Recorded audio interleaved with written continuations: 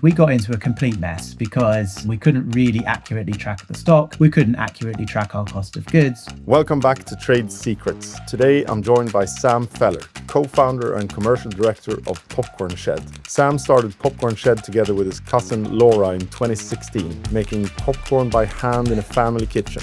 Today, the brand is sold in more than 15 countries and stocked by some of the UK's top retailers. Behind the brand is a business built on retail pressure, product complexity, seasonality, inventory bets, and cash tied up long before the customer buys. That's what I want to unpack today. What it really takes to build a premium product brand when the product looks simple but the business is anything but.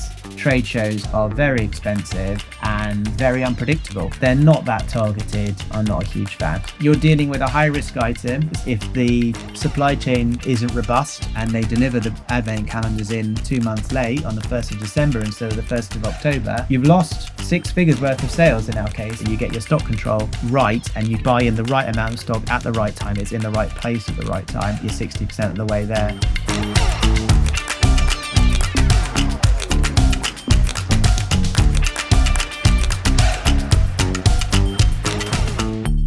Welcome to Trade Secrets. Thank you. Can you take us back to 2016? What did the first version of Popcorn Shed look like? Yeah, so 2016, I was in a completely different career. I was in property management in the commercial side.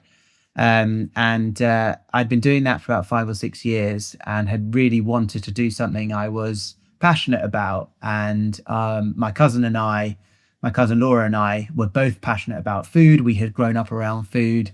And so we had decided that we wanted to start a packaged food business together.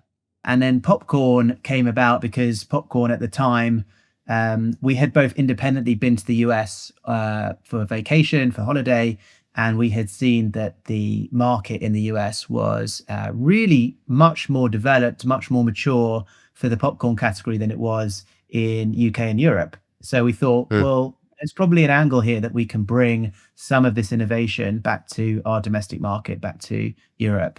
And so we started talking about what we could do around the product of popcorn. And so the first iteration of Popcorn Shed was actually us making popcorn in my auntie's kitchen. This is Laura's mother's kitchen, because you have to remember, I was coming from a professional job in central London, and so was Laura. I had been a baker kind of through my childhood, I suppose, baking with my family, and I got a general understanding of how to make caramel, how to make products, bake products like cakes and things like that at home. But neither of us had ever really made popcorn before. So we wanted to get up close and personal with the product to actually understand, how do you pop popcorn? How do you flavor popcorn? What are the different types of popcorn you can source? What sort of flavor combinations work on popcorn? All of these kinds of things. And we really learn through trial and error. So at the beginning, there was a lot of recipe trials, a lot of broken equipment in my auntie's kitchen. And it took us really quite some time to get to grips with the product of popcorn and what makes a great tasting snack. And apart from the passion for food and I guess popcorn in particular, why consumer packaged good? Was that a category that you thought was like, this is going to be an attractive place to build a business, or what was the thinking around? Yeah, it's a good question. I mean, I didn't really have a lot of experience in business at all. My parents had been business owners. They had owned a recruitment business, so a services business. And I'd only ever really worked in professional services from my university days. Like, I went straight from university to a job in professional services. And that's where I had been for 6 years. So I didn't really know any better. I think my cousin was the one that really wanted to do a brand. She was the one that wanted to build a brand and a physical products brand. And then I was really happy just to, go and run a business with her. I really wanted that business experience. I wanted to support my cousin, but also have my own business that I could call my own and actually prove that it was successful. So consumer packaged goods, I think that was more on my cousin's side, but I was really happy to go along with it. And I've always been interested in consumer packaged goods. I'm always one of those people that spends way too long dwelling in a supermarket or a specialty or fine food shop, just looking at the shelves and looking at interesting products. I've always loved discovering new products. Whenever I travel, I always loved sort of trying new things in terms of tasting local foods or local drinks. And so the innovation side of CPG really appealed to me. What did you believe about the category that turned out to be wrong? Well, we entered the category when the category was in double-digit growth. So popcorn sits within crisps, snacks, and nuts. Okay, so it's in the snacking category, and out of that entire CSN, it's called CSN category. Popcorn was was called the darling of the snacks category. So it was in double-digit growth. It had really seen this massive shift from being a cinema snack to being present in a much bigger way on supermarket shelves and on the shelves of fine food and specialty stores across the country. And also it had found its way into the gifting sector. It had found its way into other types of channels, leisure channels, more widely consumed other than just cinemas, and airlines and things had picked it up. So it was really in double-digit growth. I think when we entered the category, we thought that trend would continue, but actually, what happened? It did continue for a couple of years. But popcorn is a category that's very cyclical, so it goes up and then it comes down, and then it goes up and then it goes down.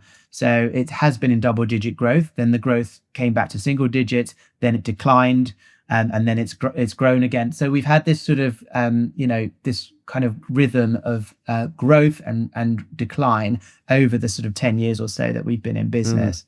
It's a funny category like that. It's not consistent growth.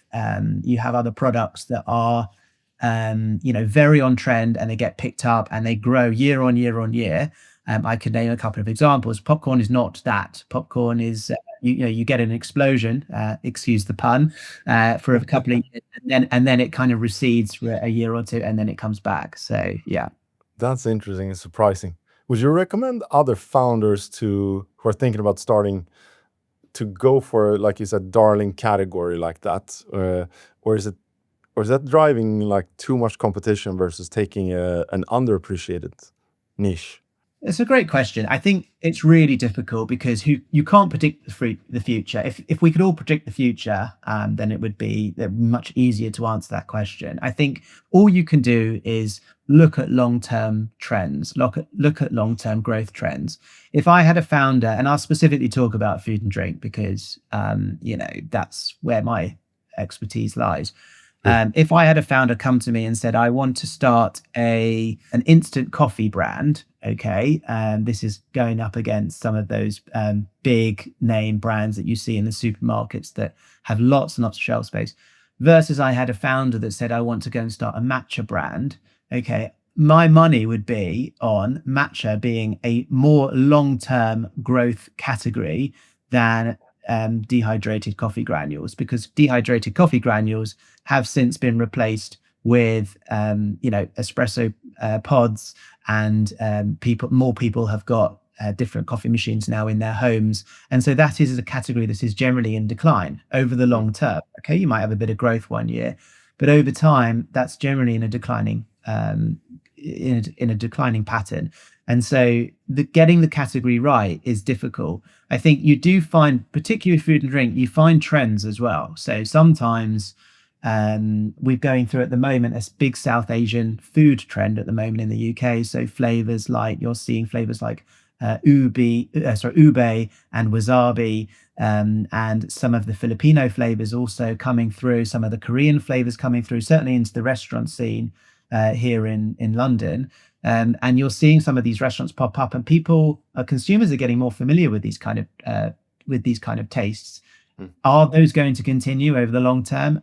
I don't know. Sometimes you find that these things are a fad and they come in and they go out within a year or two. But sometimes something like matcha, I'll give that example, that's here to stay. We've clearly seen some double-digit growth in that category of the last 5-10 years, and all the suggestions are, all the pundits are saying that that category is going to continue to grow over the foreseeable future because people like product and it's a lovely alternative to coffee and it's not just one of these fads. So yeah, getting that category right, choosing the right type of category to play in as a new consumer brand is, I think, half the battle.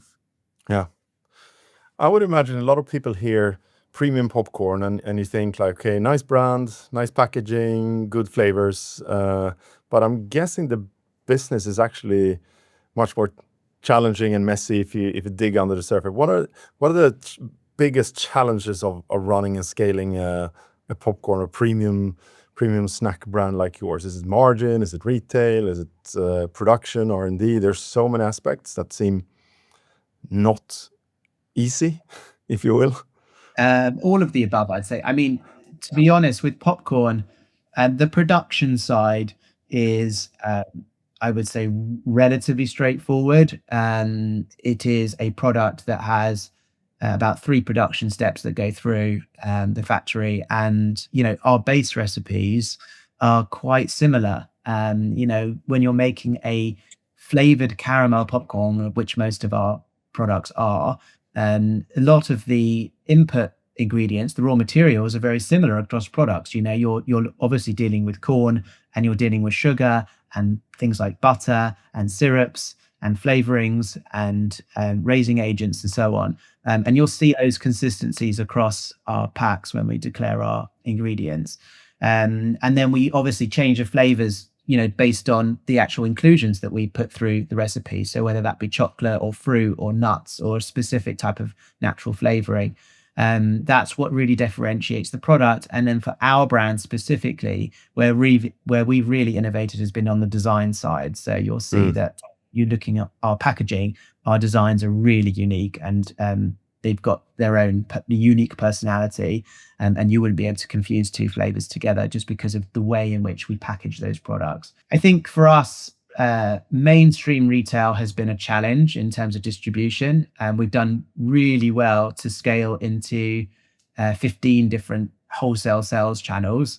And then online has been a challenge for us. So any packaged food business selling online will know the challenges of selling online. You're dealing with a relatively low average order value. You're dealing with a relatively low conversion rate in an increasingly competitive online environment on the D2C side.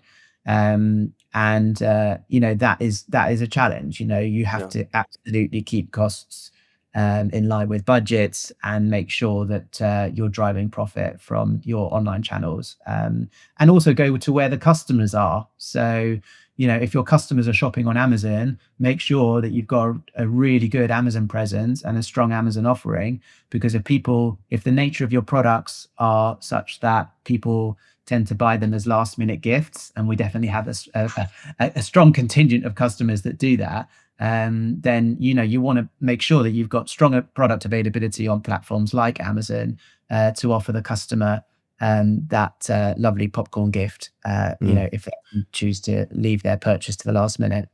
Yeah. Could you run me through a little bit of how the sort of economics work on these different channels? Like you were saying, I mean, it looks so challenging to do e-commerce with a, like you said, low average order value, fairly bulky product by its nature, Yes.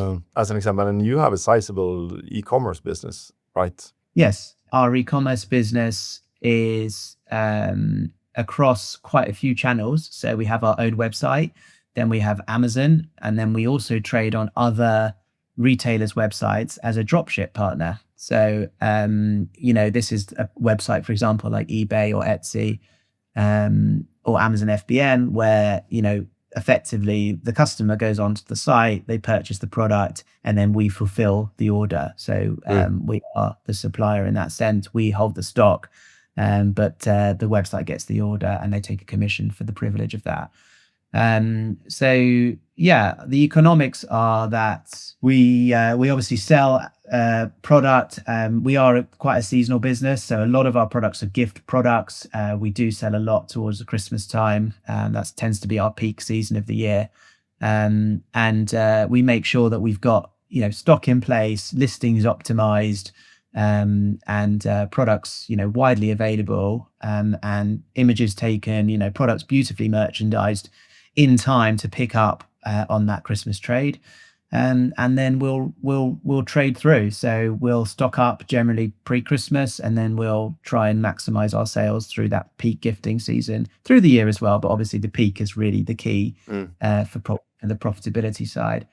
On the commercials, I won't go into sort of in depth in terms of margin, but we do work to a target margin across each channel. So if our margin's a bit low one month, we'll maybe cut back on the advertising spend so as we try and hit the margin the following month.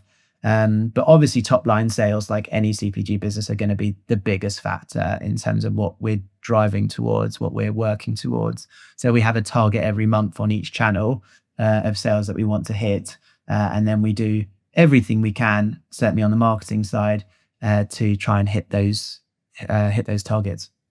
You mentioned that you see a difference between, call it mainstream retail versus more specialty retail.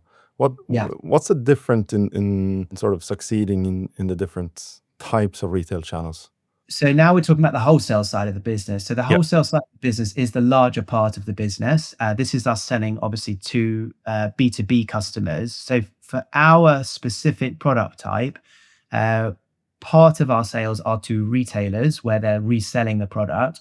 But we also have a large part of our wholesale business, which is selling to customers that do not resell it. So they would either merchandise it as part of a gift bundle or a hamper, or they might be an airline that gives it away for free to their customers. So we do quite a lot of kind of free issue and gifting as part of our wholesale business. On the specific question, we do focus in on the what we would call non-grocery channels. So when I say mainstream grocery, I'm really talking about supermarkets. Supermarkets are obviously the places where the vast majority of consumers shop. I think the last statistic I saw was over 90% of consumer spending on food and drinks in the UK was with the top 10 supermarkets. Your Tesco's, your Asda's, your Morrison's, your Waitrose, your Sainsbury's, and so on, and some of the discounters as well. So that's really where most of the spend goes in terms of your UK consumers. And for Popcorn Shed, we're a brand that has focused on premium snacking products, gifting products, and our price points and our packaging are such that they don't particularly appeal to the supermarket buyer. Supermarket popcorn is typically sort of half the price of what we would sell popcorn for, and it tends to focus on those at-home social gatherings like cinema nights, movie nights, but they're selling, a big bag of relatively sort of cheaply made caramel popcorn for sort of half the price that we would sell it for gram for gram. And for that reason, our products are not of particular interest to the supermarket buyer. Where we have found huge success and where we have got distribution is finding those sales channels where we have product market fit. So there's, for example, retail channels that want something that's not in supermarkets, farm shops, delicatessens, garden centers. All these guys are looking for product that is different and that you cannot just go down to Sainsbury's and go pick up in the snack aisle. Where we found product market fit is on the gifting side. So we have a corporate side of the business where we're offering packaged popcorn to corporates. We have, as I say, the gift baskets and hampers side of the business, where we're selling product into those companies that curate beautiful gift baskets for corporate customers typically. And we're a component within those products, within those hampers, sorry. So that's where we've really majored. Also on the leisure side, we would call leisure, we include cinemas, theatres, leisure centres, airlines also within that. These are people going on holiday and maybe want a snack of popcorn when they're watching a movie on a flight, for example. So these are sales channels where we have found product market fit and we found the right type of wholesale customer for our product. So when I say mainstream, I'm really talking about the supermarkets. And it's just a sales channel that has been really quite difficult for us to penetrate. With popcorn, I mentioned at the beginning that you've had this double digit growth in sort of the 2016, 2017, and some of the supermarkets stocked up big time on loads of challenger popcorn brands. And they gave up quite a lot of shelf space to popcorn, thinking it was the next, big thing in snacks.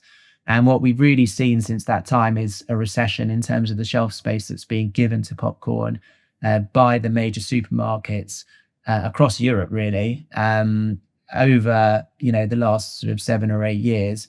And you'll be lucky to find more than about three or four little shelves of a single bay now with popcorn on it in a supermarket. Certainly in the UK, the vast majority of the snacks aisle is still crisps and multi-packs, and one or two brands really, you know, uh, own the shelf space, or have the shelf space allocated to them. Well-known brands that have been around for decades and are legacy brands in the eyes of the UK consumer.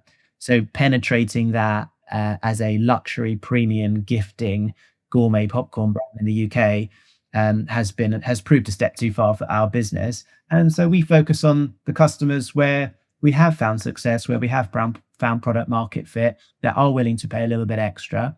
And in many cases, those customers have been customers for many years and come back year after year for the same product. So yeah. I think that's really interesting. So it also means you're going for, I mean, it must be quite a lot of these smaller, like you said, delicatessens or niche shops, farmers markets, etc. I guess you must have built a bit of an operation to do sort of B2B wholesale sales with so many, or is it going through other distributors, or what's been the lessons for taking that approach to the market, which is interesting. Yeah, for sure. You're right. We have got a large B2B operation that sits behind that. We call it the independents, okay? Or Mm. as industry would probably call it, the indies, okay? So I would class all of these types of stores as independents. These are small business owners, typically with one or maybe a handful of shops, and they are operating and they are searching for unique brands that cannot be found in mainstream retail. And we fit the bill perfectly for those types of customers.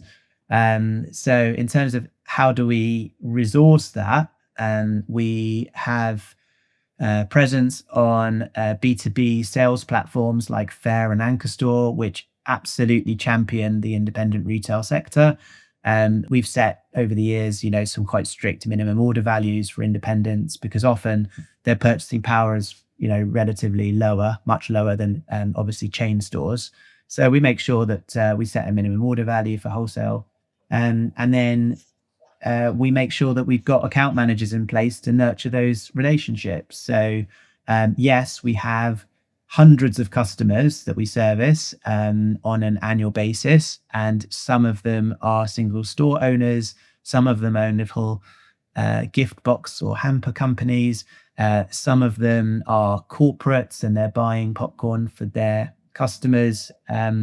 And so we have to have account managers in place to make sure that we don't lose those relationships, and obviously to try and encourage repeat orders every year. So as we get the recurring revenue, obviously that's half the battle with wholesale. You obviously want to encourage recurring revenue on the wholesale side.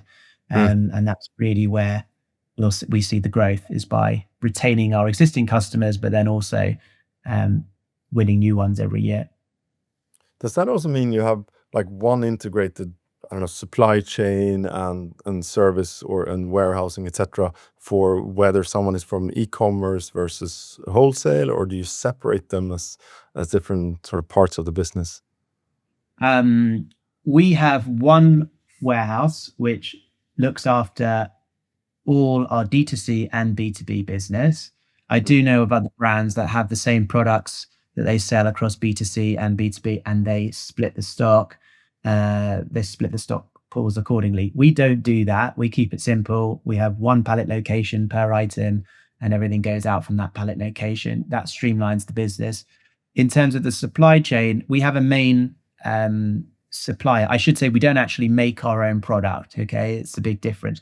Often, I think people come to popcornshed.com and they see the amount of, artisanal, handcrafted nature of the product. They assume that we're actually the makers of the product. We're product developers, so we actually do the recipes in-house ourselves. We do all the product development, but once the recipes are finished, we hand it over to co-packers to go make it on our behalf. Okay, so in terms of the supply chain side, we have a main supplier of ready-to-eat popcorn, who we've been working with for many years. We've got a deep strategic relationship with them, and that relationship works really, really well.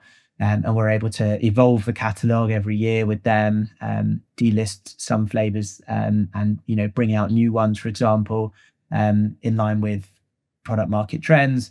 But then also we work with a number of other suppliers for some of our other lines as well, where we diversified away from just ready to eat popcorn, because the main popcorn supplier, their factory is completely set up for producing high quality flavored popcorn, but they're not so well set up for, say, really manual co-pack jobs, or jobs that involve loads of labor, for example, or loads of space to actually pack off a product. And we have some products within our portfolio which are what we call composite products, so they have many different components to that product, and in that case we'll work with a different co-packer who is much better set up to deal with those types of products. So we've evolved the supply chain over the years to manage that. But yes, in terms of the operations, the operational backbone of Popcorn Shed, it's one warehouse. It's one warehouse location for each SKU or stock keeping unit, and then the orders will go out from there. One thing that, related to that, and one thing that really stands out with Popcorn Shed is this, that you're using like fresh caramel, real chocolate, fruit and berries, etc., which sounds fantastic as a consumer. But I guess it brings some challenges on margin and production and so on. How do you think of that trade-off and positioning? What's been the challenges and gains of choosing that sort of super premium position in production? The challenges have been, first of all, finding a co-packer that can actually produce a high quality product. We had to set our co-packer up with the production. It wasn't machinery and processes that they had in place prior to us starting to work with them. This is obviously a very niche area. Yeah, there's not that many people that or factories that can actually produce the high quality product that we're looking for, certainly in Europe. There are in the US. The US is a more mature category, but in the UK and Europe, it's a real niche. So the first challenge was to actually find a co-packer that was willing to work with us and also upskill themselves in terms of making that caramel popcorn. We do now work with a co-packer that are small batch specialists that do a really great job in making the products consistently and making them taste amazing, and ensuring that the supply chain is kept integral. So we never switch out the quality of the ingredients that go into the product, always maintaining those high quality standards. So that was the first challenge. I'd say also, choosing a premium popcorn, I think in some ways it's been beneficial, because you're not going up against some of those legacy brands that have got the scale, that have got the production capacity to go and churn out caramel popcorn or even sweet and salty popcorn by the truckload for pennies, absolutely pennies for the bags. So I think it's been a blessing, to be honest. If we were to have gone mainstream with the brand and have challenged the likes of Own Label and the likes of some of those major players within the supermarkets, it's really a race to the bottom in terms of price. That's certainly how we considered it at the beginning.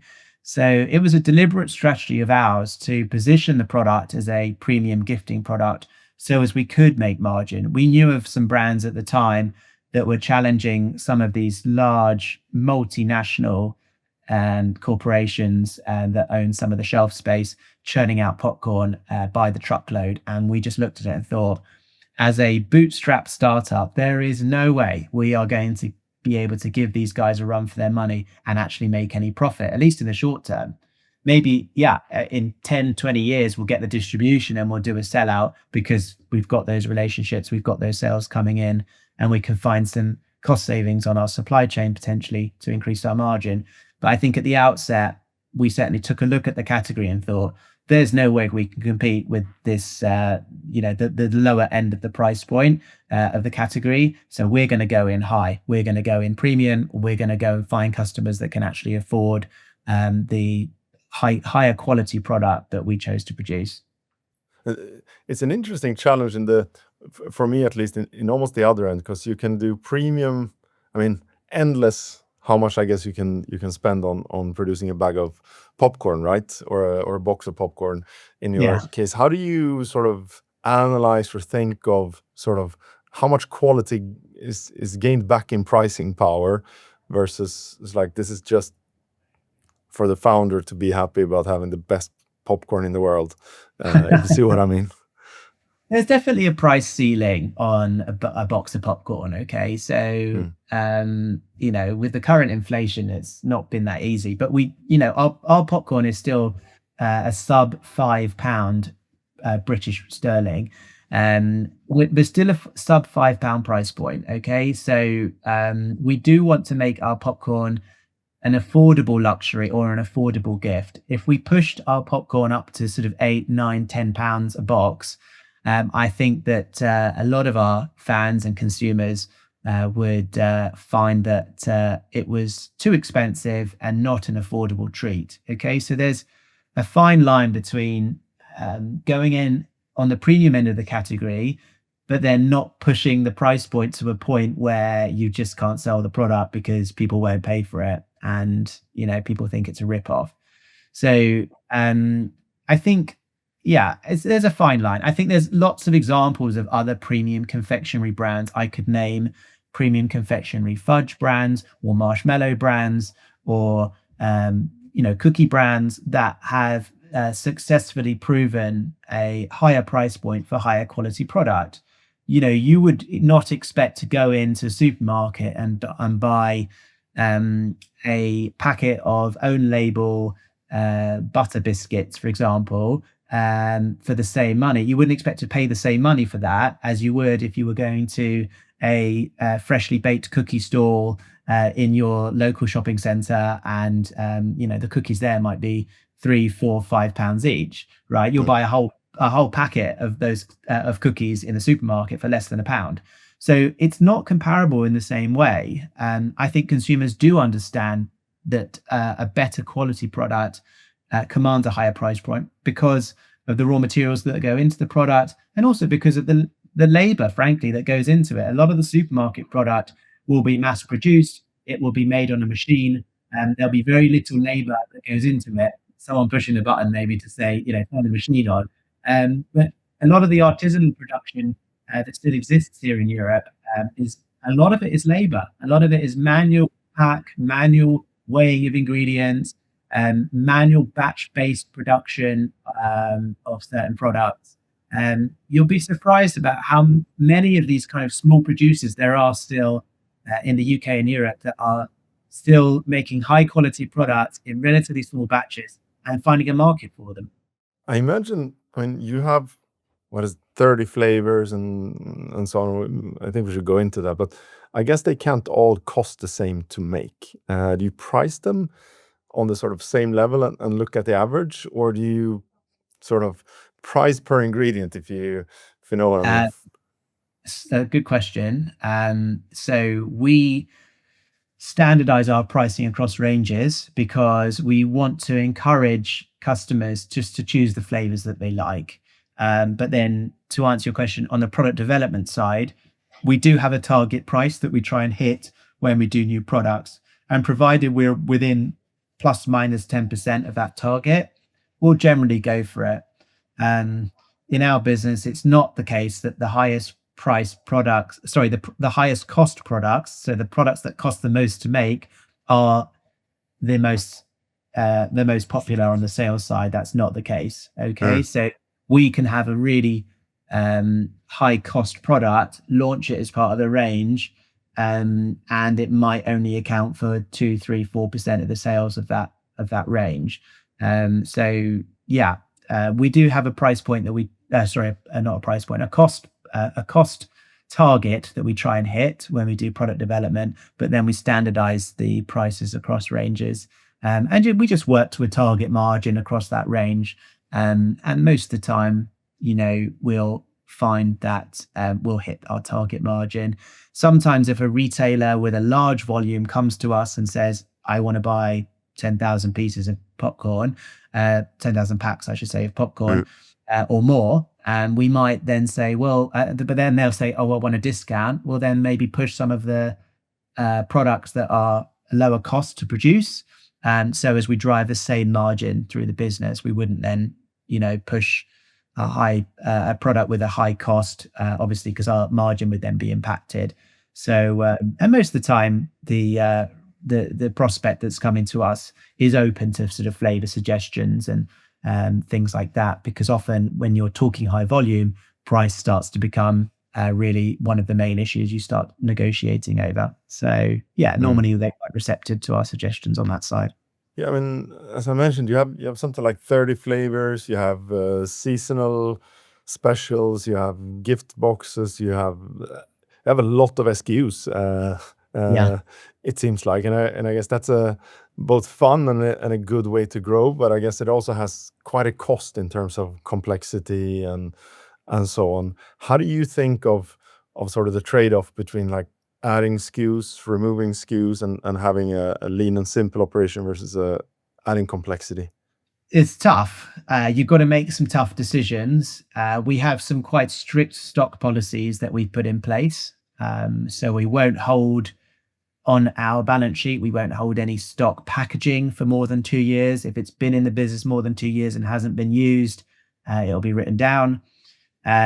We do have a threshold where we say if a product hasn't reached a certain sales threshold, looking at the past 12 months, so we'll do this annually, then it will be delisted unless there's a specific reason why the sales were down on that particular SKU.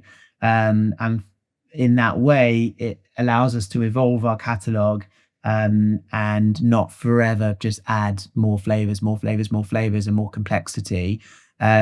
Because beyond a certain point, we found that actually adding more flavors in a specific range doesn't really move the needle in terms of top line sales. You end up sort of cannibalizing the sales of a specific flavor.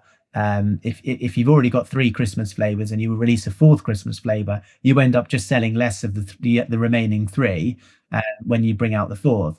So beyond a certain point, there's a tipping point at which we were like, well, there's no point in just adding SKUs until we're blue in the face. Certainly, I think at the beginning when we started with 3 SKUs, and then when we went from 3 to 7, we saw a sales uplift. When we went from 7 to 12, we saw a sales uplift. When we went from 12 to 20, we saw a sales uplift. From 20 to 30, much less so. And now it's much more about evolving the catalog to make sure that we're in line with current trends, that we're getting rid of the SKUs that maybe have fallen out of favor with the public or never really caught on in the first place. And we're making sure that we're replacing those with more popular flavors or flavors that hit a certain niche potentially in the market, or a certain specific type of customer on the wholesale side.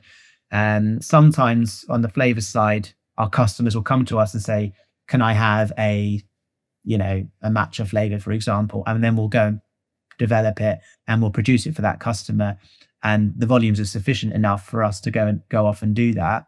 But sometimes our flavor development is also just based on market research. What's trending? What are people searching for online? What are we getting asked for at consumer shows and events and so on, in terms of flavor, in terms of our flavor portfolio, in terms of what people want, and then we'll evolve from there.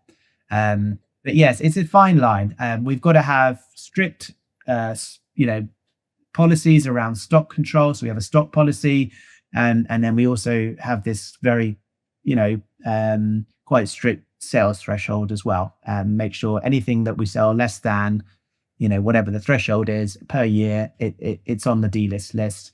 And we've got to make some sometimes quite painful decisions about delisting flavors that maybe we really liked, or maybe we just thought, didn't quite hit, but it was a real shame because they're actually really nice to eat. But, that's business. What was your most painful delisting?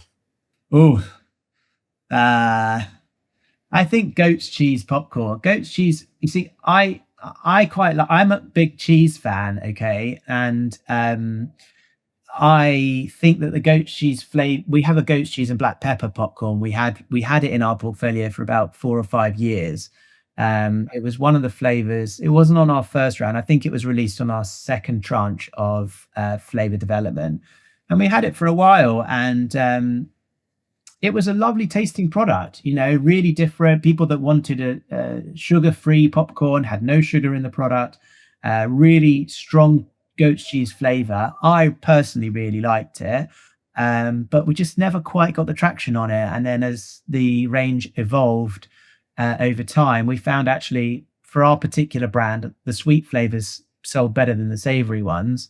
And in the end, we ended up delisting quite a few of our savory flavors, and unfortunately, goat's cheese was one of them. So yeah, that was quite painful. I think we actually have a couple of customers that still come to us and say, "Are you ever bringing it back?" Because it was amazing, but we just didn't quite get enough volume on it to make it worthwhile. Yeah, yeah. I definitely want to try it after hearing that passionate speak. Oh, John. I guess I will start filling your inbox with a request then to add to the request list. And just before we leave that, because I think it is an interesting topic of like where operationally do you see the most pain from that complexity or the breadth of SKUs? Is it more on the production side or more on the inventory? Is it cash and liquidity, or is it more on like more challenging go to market with selling a huge catalog?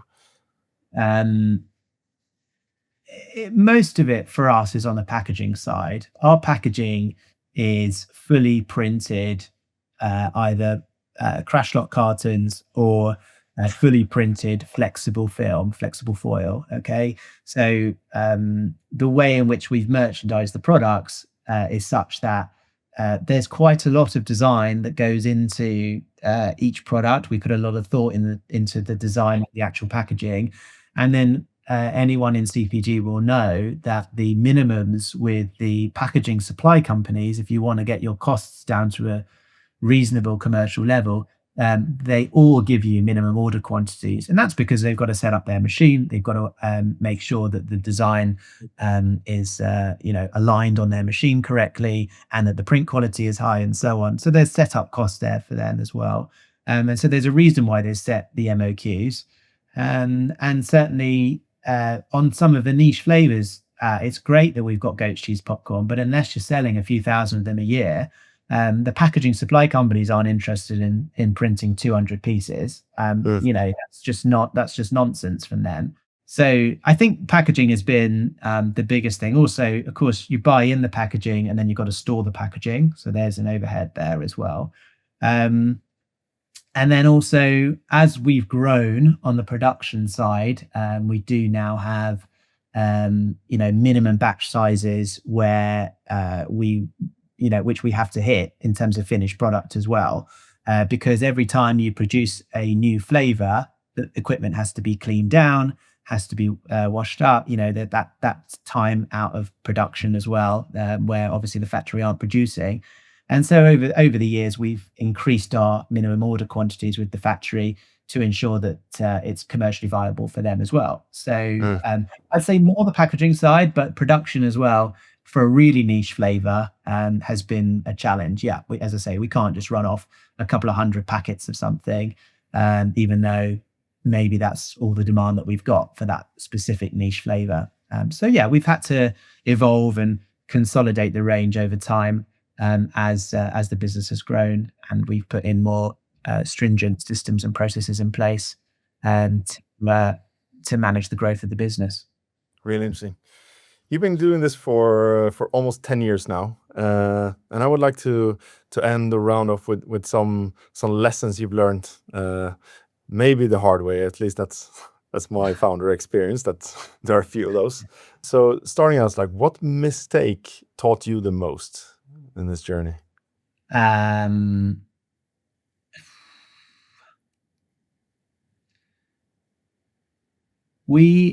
I think not having sufficient systems in place to support the growth of the business. So, what was the biggest mistake when we were in the early stages of the business? We didn't have a inventory management system, okay, an IMS, which any CPG founder will know is pretty integral to having a CPG business. We relied on our inventory management features of the accounting software that we were using, which really wasn't an inventory management system at all. And we got into a complete mess because we couldn't really accurately track the stock. We couldn't accurately track our cost of goods. We couldn't accurately track, any of our packaging stock levels or our finished goods stock levels.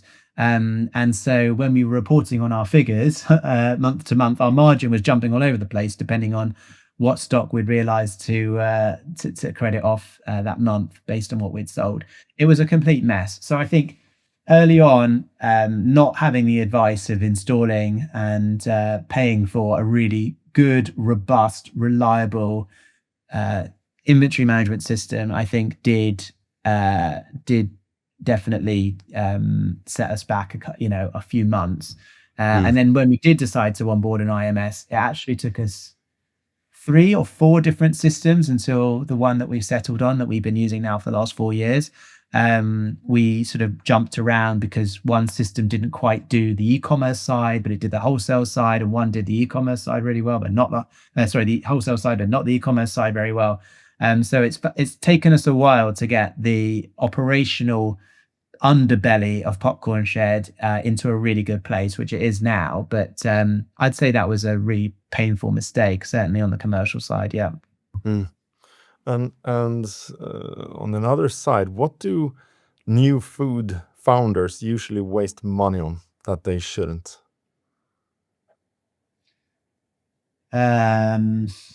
Trade shows. Trade shows are.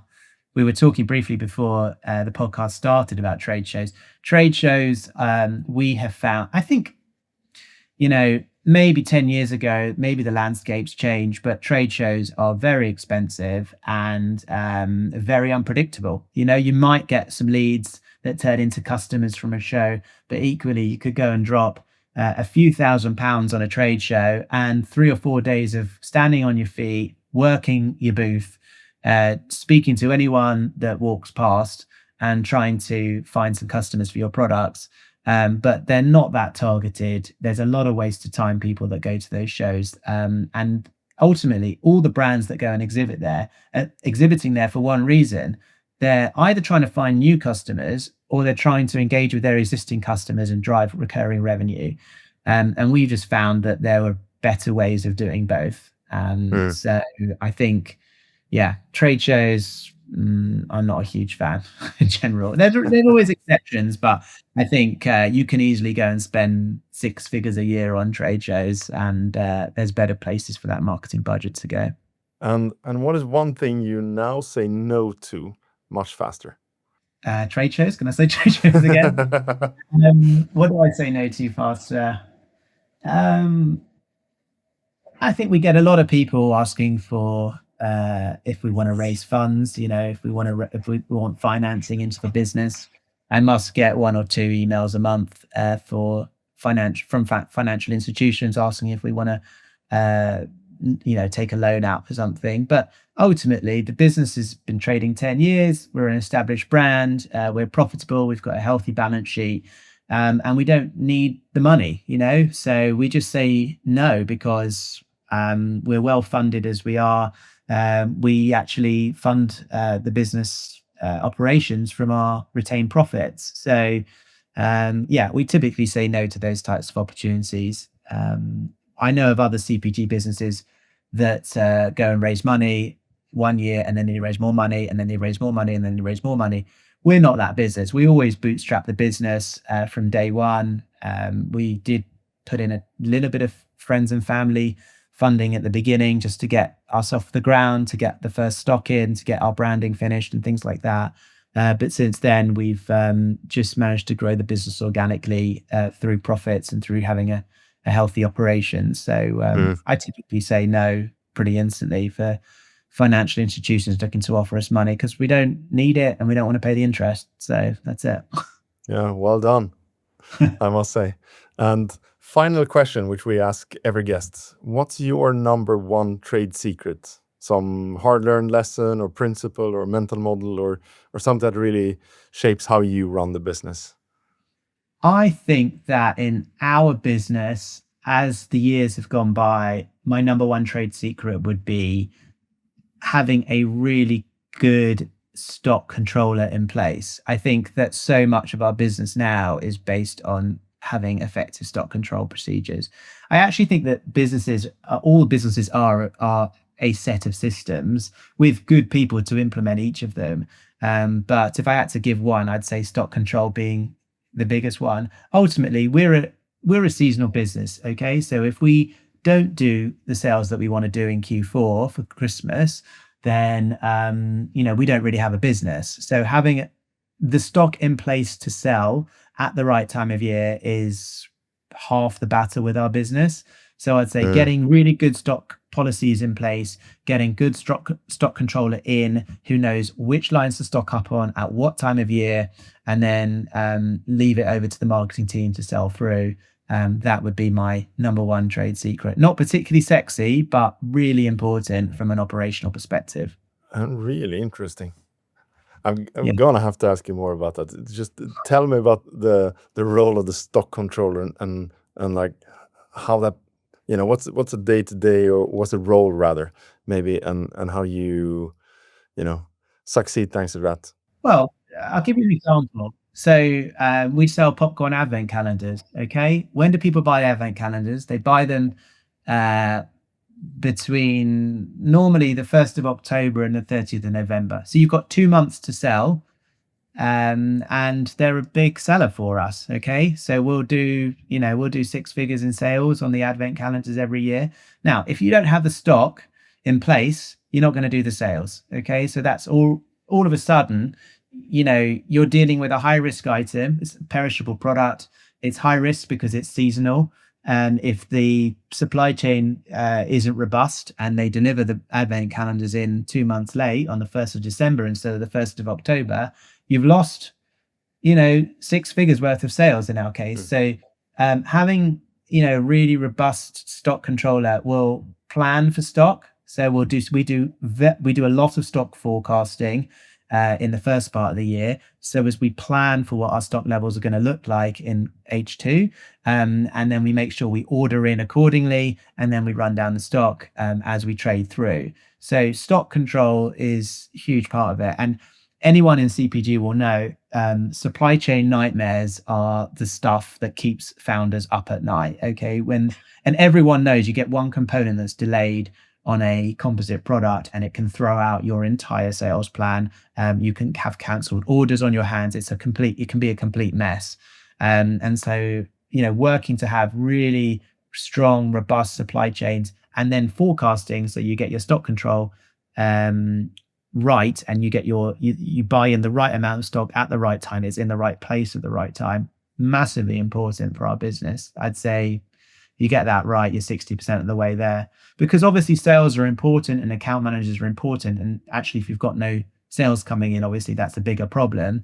But there's no point in getting the sales orders and then not being able to fulfill on them. So stock control, having the right stock in the right place at the right time for a seasonal business is massive.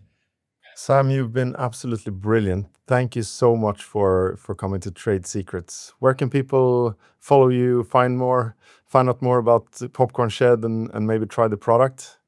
So visit our website. We are popcornshed.com. We have a Amazon presence as well. If you want to search on Amazon Popcorn Shed, if you want some last minute gifts, please go to our Amazon store. For me, myself, I am pretty active on LinkedIn. So my profile is that Sam Fella, fella with an ER at the end. So that's me. And look me up on LinkedIn. connect with me. I'm delighted to connect with your audience. Lovely. And again, thank you very much, Sam. This has been fantastic. Pleasure. Nice to speak to you.